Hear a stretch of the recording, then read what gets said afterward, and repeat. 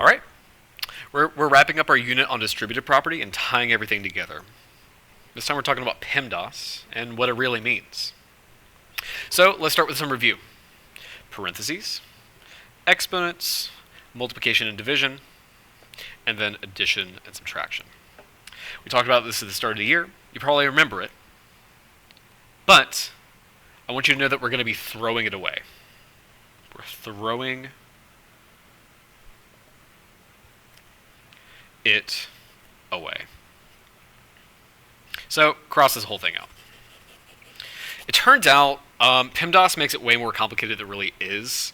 Now that you know distributive property and you know how to combine terms, I'm just going to make it super straightforward.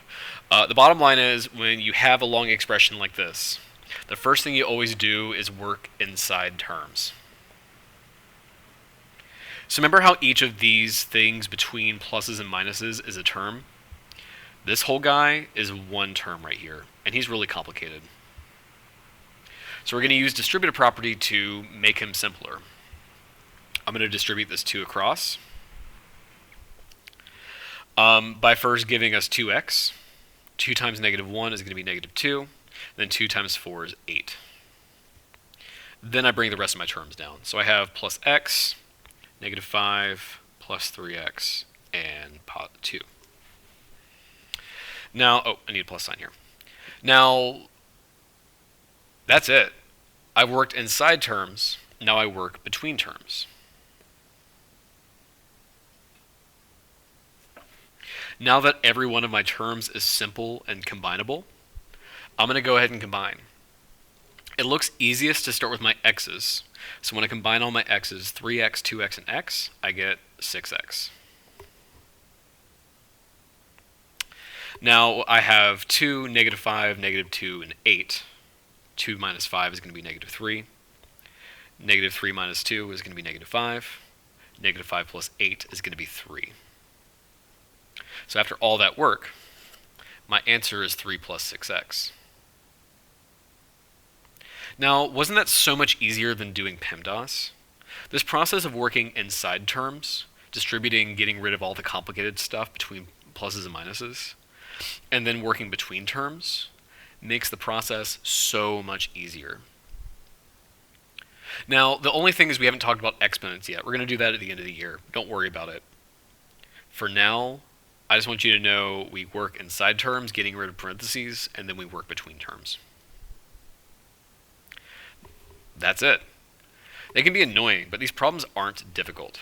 Remember, it's just inside terms, then between terms.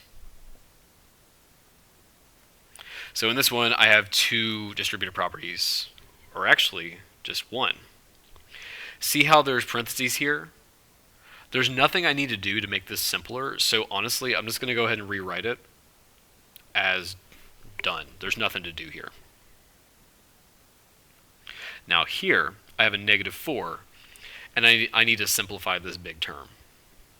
So I'm going to distribute it in. Negative 4 times x is going to be negative 4x. Negative 4 times positive 2 is going to give me negative 8. And negative 4 times negative 1 is going to give me positive 4. So we just combine now. I have 2 x terms. They're both negative, so I get negative 6x. Then I have 3 plus 5 is 8.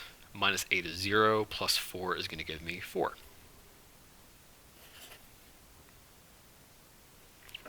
And over here, I have 2 distributive properties. Got to clean up my terms first. So 2 times x is 2x. 2 times 3 is going to be plus 6. Negative 4 times 3x is going to be negative 12x. Negative 4 times 5 is going to give me negative 20. Now I combine all these guys. My answer is going to be negative 14 minus 10x. Easy peasy. Just work inside terms, then between terms. Don't worry about the order of PEMDAS. We just teach that to build up to this point. Now that we're here, you're just working inside terms, then between terms. So, I want you to do these 2 practice problems down here. Get comfortable doing that process. And once you're done, I want you to do the quick check on Canvas. As always, let us know if you have any questions. Thank you very much.